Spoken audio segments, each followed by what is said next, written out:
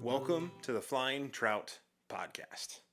My name is Braden Evans, and each week we dive into a little bit of the wild side of fly fishing, just talking about tips and tactics and stories that we share out there in our fishing life. So this week we're talking about a topic that's kind of near and dear to my heart, and something that I think as anglers we all have a responsibility to take a look at and to be thinking about. And that's really air temps and water temps during the summer. Obviously, I don't know about you, but I have definitely been feeling the hotter temperatures. It's July right now, and there's been some hot days out there. My, you know, back's sweating, my house is hot, my energy bill is feeling it for sure. And I think that creates, some weird opportunities in fly fishing, and I think it's something that's worth talking about. So we're going to dive into a new article this week, one that I just posted yesterday, actually. It's been out there for the past day, but this is going to be kind of our space to talk about it. So I'm going to read that today, and then we're going to talk about it a little bit.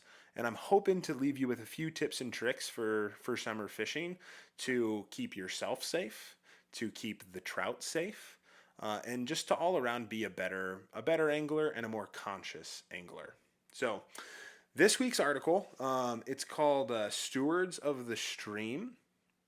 And it's really going to dive into a lot of these concepts about, what is too hot to fish, what is unsafe for the trout, and all those good things. What are safe handling practices? So we're going to read this article today, and then we're going to dive into it a little bit. So let's get after it. So this week's article is called Stewards of the Stream, and it's really about ethical fishing. Fly fishing is by far my favorite pastime. I spend a lot of time on the water, but this hobby has become more than just that. It's seeped into every part of my life. I read books, watch films, and consume every piece of media I can in hopes of becoming a better angler. But over the last few years, I've come to realize something hard. There are times when I just need to hang up the boots and pack it in.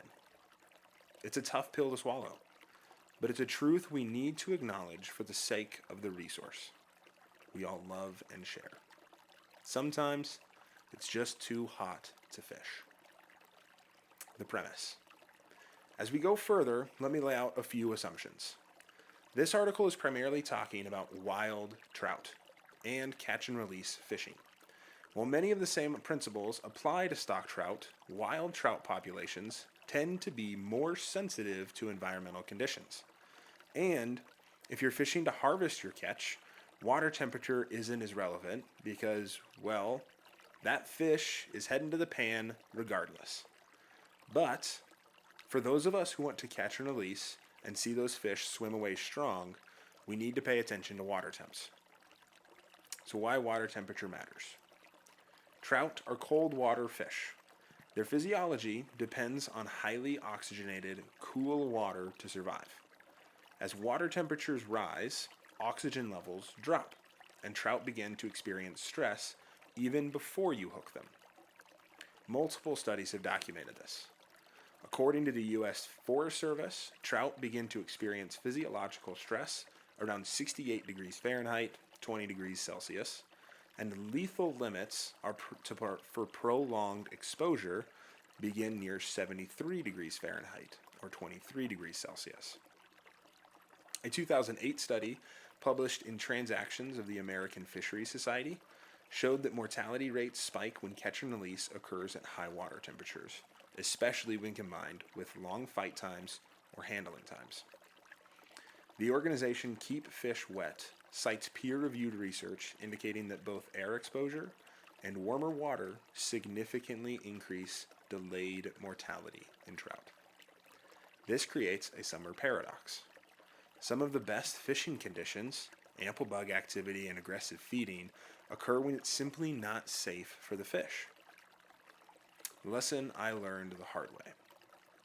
This really hit me last summer. It was an incredible day. I got out early and found a beautiful stretch on my favorite river, and after fishing upstream, I came around a bend to a perfect tail out feeding to a deep pool.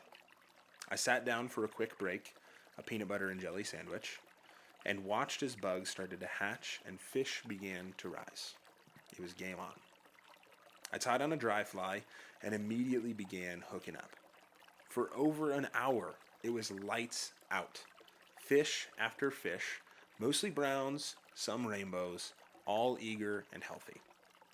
But then, the sun climbed high, and the heat became oppressive. My watch read 101 degrees Fahrenheit. I was drenched in sweat when I hooked into a particularly nice rainbow. After a short fight, I netted it, admired it, and took a few pictures. It was out of the water for maybe 30 to 60 seconds, but when I released it, the fish barely responded. It drifted, twitched, and then floated belly up. I scooped it up and tried to revive it, but it was too late. That trout didn't make it, and that moment hit hard. So what I took from that day, I realized that water and air temps matter more than I thought. Trout aren't like us. They don't sweat. They rely on the water to keep their body temperature regulated and their blood oxygenated. When the water is too warm, everything becomes harder for them. Breathing, swimming, even recovering. So here's what I changed. First, I started carrying a water thermometer every time I fish. I started checking temperature guidelines. This one's from Trout Unlimited. They have some really good resources out there. Below 65 degrees Fahrenheit is what we call safe to fish. 65 to 68 degrees Fahrenheit, fish cautiously, keep them wet, and skip photos. Above 68 degrees Fahrenheit, stop fishing. Just give them a break. That thermometer has changed how I fish in the summer. It gives me confidence I'm doing the right thing and allows me to track patterns in my fishing log. I now log water temperature alongside catch data to better understand how trout behave and when they're most active. Other ways to keep fishing responsibly. You don't have to quit fishing just because it's hot. Here are some of the ways I still enjoy time on the water without harming the resource. Number one is fish early. I often wake up at 4 a.m. To be casting by sunrise. That is when both water and air temps are lowest, and trout are actively feeding. Number two, fish late. Evenings, dusk, or even night fishing are great alternatives to the midday heat, and as the sun dips, conditions improve for both you and the fish. 3, always carry a water thermometer. For $10 to $20, you can remove the guesswork and get in the habit. It matters. You can also target warm water species. Try your hand at carp, bass, panfish, or even muskie. I recently caught my first carp on the fly, and I had a blast. These fish thrive in warmer waters and offer a whole different challenge. Number 5, you can fill your fly box. Use hot days to tie flies and stock up for the cooler months. Hone your tying skills now and be ready to crush it come fall. Educate yourself. Check out resources from organizations like Trout Unlimited and Keep Fish Wet. They provide science-backed tips for safe fish handling and encourage a wet release ethic that improves survival rates. Conclusion: fish with intention. I'm not here to guilt trip anyone. I'm here to share what I learned the hard way. Summer is a magical time to fish, there's no doubt. But it's also the most dangerous time for wild trout if we're not careful. Our time on the water comes with a responsibility. The rivers, the fish, the experience, they give us so much. The least we can do in return is return the favor by knowing when it's time to fish and when it's time to stop. If we care enough to chase trout, we should care enough to protect them too. So go ahead, fish the summer, enjoy it, but do it with intention, awareness, respect. Because one more healthy trout swimming away is worth far more than one more photo on your phone. So that's the article. man, I think it really digs into a lot of different subjects with different, temperatures and air temps and water temps and all of this stuff. So there's a lot to break down there, and it's kind of an intro into a lot of these different things. So I'm going to try not to bore you, but being as this is something that I am very passionate about, there's a lot of studies and whatnot that I want to talk about just to put, awareness out there, get some of that information out to you. And then also just to talk about, what we can do, because like I started this out with, like, I don't want to tell anybody not to fish. Fly fishing is my favorite thing on this planet, and I absolutely love it, and I will absolutely advocate for people to spend as much time on the water. But the fact of the matter is that if you're going to be a summertime fly angler, there is a new responsibility that you have to adopt if you're going to fish for wild trout.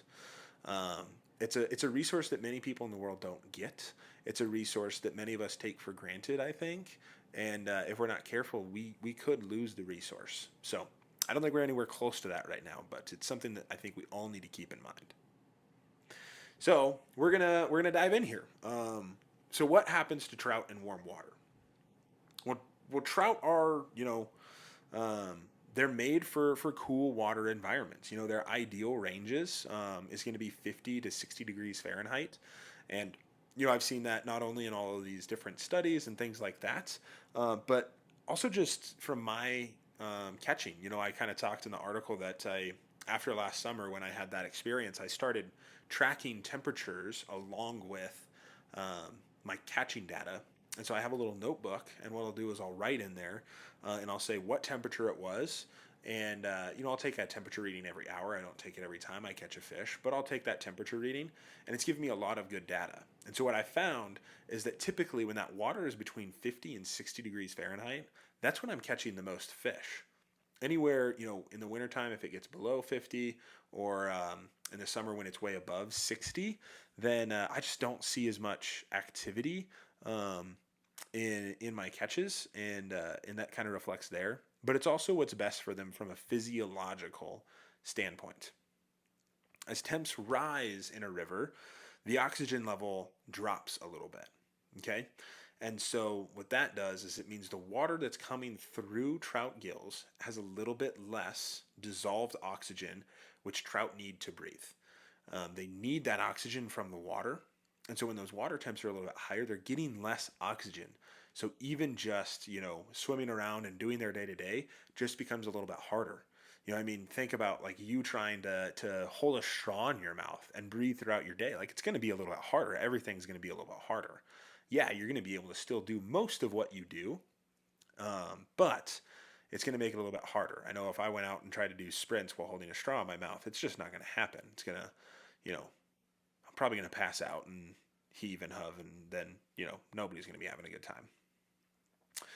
Higher temps also speed up trout metabolism, meaning that they need more oxygen and yet they're getting less of it. So it kind of provides this kind of paradoxical environment for them where they need more oxygen and yet the water is supplying them with less. So it's something that we have to keep like in mind heavily. Otherwise, it's just going to be really bad for them. As this stress kind of starts to happen, and they're getting less oxygen, but they need more oxygen. What that does is it puts a lot of stress on their bodies.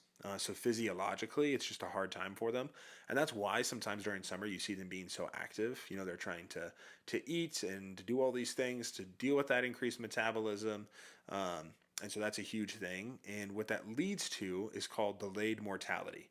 And so what delayed mortality is it's catching a fish and then you release it and it seems like everything goes fine and the fish is back in its hole. And then a few minutes later, you see that fish rise up and die. It comes belly up the surface.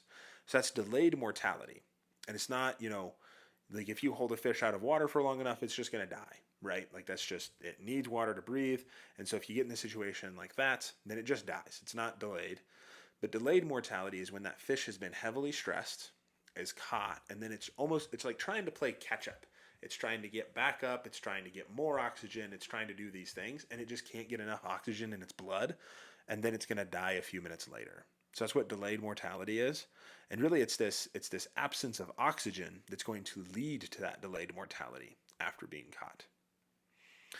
A study here that I think is really good, and if you're a huge fish nerd like me, is definitely a great resource to check out if you want to know more about this. But the U.S. Forest Service and EPA did a research. It's called Stress Begins at 68 degrees Fahrenheit. Lethal thresholds for some species start around 73 and 75 degrees Fahrenheit. What it also found is that brook trout are most sensitive, and then brown trout are slightly more tolerant. And then I think rainbows kind of exist somewhere in between in that spectrum. So, you could always think about that when whether you're fishing whatever resource. So, brook trout, if you're fishing during hot and the water temperatures are becoming, above 68 degrees Fahrenheit, then definitely just stop fishing. But if you're fishing a stream that's mostly browns, then, maybe you could be a little bit more tolerant with it. So it's just something to kind of keep in mind. So when temps rise, trout are already in survival mode before we even cast a fly. It's most people think, oh well, I'm catching these fish all the time. Like it's not going to add more stress catching them during this time of year, that time of the year. But we have to understand what's going on inside of the river, right? Like it's just a different environment for them, and their bodies are already stressed. And so we, as anglers, we're a different predator that comes in and tries to pursue them, and that's fine and that's good. And most of the time, we're just going to catch and release them. But if we're going to be ethical fishermen, we have to think about this a little bit and just keep in mind that trout are already stressed the moment we step into a river. Another thing I want to talk about is just the danger of catch and release in hot conditions. So we kind of talked about the water temps are already putting the stress at a higher situation where they're a little bit stressed out. There's less oxygen in their blood, and then we come in and we catch and release, right? And so we're putting more stress on these trout. And what multiple studies have shown is that catching fish during warm water conditions, so when it's 68 degrees or above, it increases stress exponentially, especially if the fight lasts for a long time or the fish is handled out of water. So I got a couple of studies to highlight here, and just a quick little thing about what they talk about, but. There's a Gale et al. It was done in 2013. Physiological consequences of catch and release angling is what they called it. And what they found is even 30 seconds of air exposure during elevated water temps can result in 50 to 60% post-release mortality. I don't know about you, but if I was thinking about killing 50 to 60% of the fish I catch, I'd feel pretty terrible, especially if I'm not eating them. Another study, Ferguson and Tufts in 1992, found that rainbow trout exposed to 60 seconds of air during release had significantly higher mortality. So I think something to keep in mind here is even if the fish swims away, like a lot of guys will say that to me, they'll say, oh, well, I caught this fish and released it and it was above 68, but it swam away just fine. That doesn't necessarily mean that it survived, right? If we're talking about this delayed mortality, that fish could have swam away and died after you left. It could have, went downstream and went bellied up. You never know what happened with these fish. And so it's something to think about. We really have to trust the science data on this because there are people that are way smarter than me that are going out there and finding these things. And 50 to 60% of post-release mortality, that is insanely high. 30 seconds. How many times has it taken you 30 seconds or more to take a picture of a fish? Because I'm going to guess that it's most of the time. So just think about that a little bit and what that catch and release can really mean for those fish. I think it's really important to think about and talk about. Another thing that I think gets overlooked a lot is air temperature. There's a lot of great resources that talk about water temperature. I talked about Trout Unlimited. I talked about Keep Fish Wet. All of these organizations do great work that's focusing on, hey, these are the temperatures that you need to focus on, right? Below 65, you're good to go. Between 65 and 67, then, hey, we need to be thinking a little bit. And then, 68 and above, we need to stop fishing completely. Right? And those are great data. But I think another thing that even those last couple of studies showed is that air temperatures matter too. I mean, you think about these are cold trout that live in cold water and they need to stay cold. And then we take them up into 100-degree Fahrenheit temperatures. Like it's hot up here, and so you're even just taking them out of that water and then bringing them into this hot thing, taking pictures or whatever, and then putting them back in. It can really be a lot. It can add more stress. And if we already talked about the fact that their body has less oxygen in it and the water has less oxygen in it and their metabolism is increased, and then we're just adding another stressor of being in this, hot environment more, then I think it's something that can really impact trout mortality as well. Um, that that organization Keep Fish Wet does a lot of safe handling practices and that sort of thing. And I think something to focus on here is, during summer, it's just best to keep the fish in the water. You can still take a picture, but take a picture with the trout just beneath the surface, or lay it out and then have your hand underneath the water and snap a picture like that. Number one, it can look super cool. It's a great picture, but number two, it's also just going to be better for the trout. So just think about that a little bit. Um, there's a couple of studies here that also showed what this can do. So Gingrich et al. From 2007, when air temperatures exceed 80 degrees Fahrenheit, brief air exposure causes sharp cortisol and lactate spike, which increases mortality. And Isaac et al. In 2020 in freshwater biology, air temperature is the dominant factor in stream temperature spikes in low, clear, sun-exposed rivers. So think about air temperature a little bit too. This brings up 80 degrees Fahrenheit, and I only saw that in one source, but I think it's just something to be cognizant of. If we're in the 80s to 90s to 100, then I think we gotta just commit to keeping those fish in the water, keeping them safe, and not putting excess stress on them. So.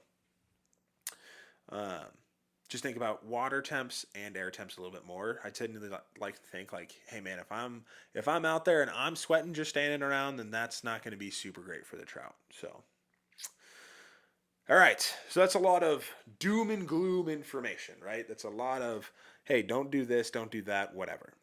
Um, but what I want to focus on now is I want to focus on what we can do in the summertime, because I don't want to stop fishing during the summertime. I want to fish during the summertime. I want you to fish during the summertime. I want you to have a great time. I mean, summer brings out the biggest bugs. Fish are eating on grasshoppers and fish are eating on big stoneflies, and all of this fun stuff is happening in the stream. And truly, summer can be one of the most fun times of the year to fish for trout. But I think there's a few things that we can do from a practical standpoint that can help us be better set up to fish in the summertime. So, number one, and I talked about this a lot, so if I'm sounding like a broken record, I apologize, but carry a freaking water thermometer. They're $10 to $20. They don't cost a lot. They clip right onto your vest, and it's super easy to have. And like I said in the article, keeping track of that data, even during fall and winter and spring, has really helped me be able to figure out when in my river systems trout are feeding the most and what they're feeding on. So it's just another data point that you can keep track of to just improve your fishing. So $10 to $20. I got mine from Fish Pond, and I absolutely love it. I think it was like $15. It's not a huge deal, so invest in something like that. It'll go a long way for you. And then follow that Trout Unlimited guide, right? Below 65 degrees Fahrenheit, green light. Fish all day, have a great time, no problems. 65 to 68, that's when we need to be really cautious, keeping those fish in the water so that they can continue to get that oxygen circulating through their body, just because there's less of it available for them. And at 68 degrees Fahrenheit, just stop fishing for trout. Go fish something different. Go fish carp, go fish bass, have a great time. But after 68 degrees, we're done. Second thing is fish early or fish late. If we're talking about water temperature, when is that water temperature going to be in that ideal range for us? Well, it's going to be either early in the morning or it's going to be late at night, right? So I like to wake up at 4 a.m. I can get coffee, a donut, have a great time, and drive out to the river, and I'm fishing by sunrise, and the water is, a great temperature, the air is a great temperature, and I can fish until, 10 or 11 in the morning, I can get 4 or 5 hours of fishing in, have a fantastic time, catch some fish, and then I can hit it home. I can go get brunch with my wife or go paddleboarding or go fish, bass or do something else, but fish early. You can also fish late, after, 5 or 6 p.m. when it starts to cool off a little bit. You still have plenty of summer sun left until, 9 o'clock. So get out there, fish the mornings, fish the evenings, and water temps are going to be a little bit better for you. And I also just think that action's going to be better for you. You're going to catch more fish during those times anyways, so it'll be better for you. 3, and this is kind of a hard one for me, is just skip the photo. Focus on getting those fast releases. Catch your fish, fight it quickly, fight fish quickly. Don't sit there and think that you look super, super cool like fighting this fish. Get it in the net, get it back in the water. If you're going to do anything, then get a a GoPro or something like that and film yourself catching the fish, or snap a really quick picture while it's in the net in the water, and then let the fish go. This isn't the time for those big gripping grins and holding that fish out of the water and having all of that happen. Just skip the photo, take a short video, or even better yet, just let it go. Get out on the water and have a great time. 4th thing, I'm kind of hinted at this, fish freshwater, or not freshwater, trout or freshwater, fish warm water species.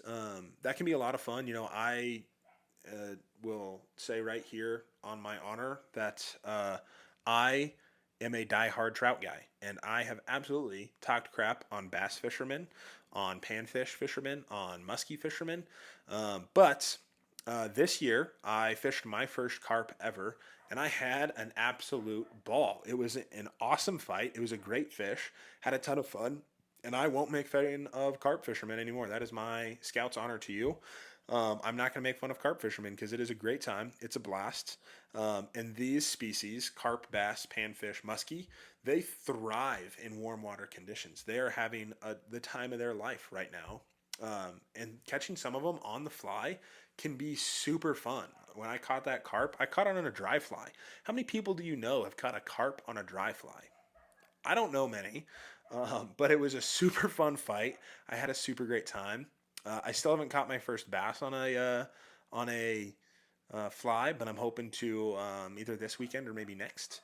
So stay tuned for that. But fish for warm water species. You can still get out there, have a great time, have fun, but those fish are thriving during this time. The other thing you can do is fill your fly box. I think filling your fly box is a great thing to do this time of year. You can sit inside your AC. I know you're paying a ton of money for your AC to be running and keeping that house cool. So sit inside, watch a movie, and just sit there and tie some flies for a little while and perfect those skills. And it's just going to make those fall trips later on way better for you. So I think a key thing here to just talk about is that stewardship isn't just about not fishing or quitting fishing and getting on your high horse and telling everybody they're terrible for going out and fishing. I think it's just knowing when to step back and then how to respond. We have to show that responsibility, and I think that's great. But we also have to realize that if we're not out on the water, other people are just going to come fill in. So educate yourself, educate your friends, and just have them all know, what they need to do and what they need to be looking at when these water temperatures and these air temperatures are getting higher. So don't stress about it too much, but find those areas where you can improve your fishing a little bit and just commit to the resource and protecting that resource. So I will step off my high horse now. I just wanted to say again, hey, thank you so much for listening to the Flying Trouts podcast. This is a super fun thing for me to do. I get to just sit in some room and talk about fishing and everything, and it means the world to me that there's at least a couple people out there listening. So for the couple of you that are out there listening to every podcast and engaging on some of our social stuff, thank you so much. And if you're new here, welcome. I hope this wasn't the craziest podcast for you to listen to for your first one, but we'd love to hear from you. So whether you're new or whether you've been around for the first 6 podcasts, drop a comment, tag us, message us, ask us questions. I'd love to start getting listener questions on here. And we can just keep talking and engaging that way. So that's all I got for you. for this episode. So thanks for joining. Thanks for being here. And I think next week we're going to dive into, I think it's the mono rig next week. Don't quote me on that. But we're going to dive into a couple different styles of fishing and how to fish this kind of Euro nymphing setup, because that's really what I've been switching to. So that's what we'll be talking about next week. Until then, get out there, fish early, fish smart, be a steward of the resource and of the water. And of course, as always, fish well, friends. We'll see you out there.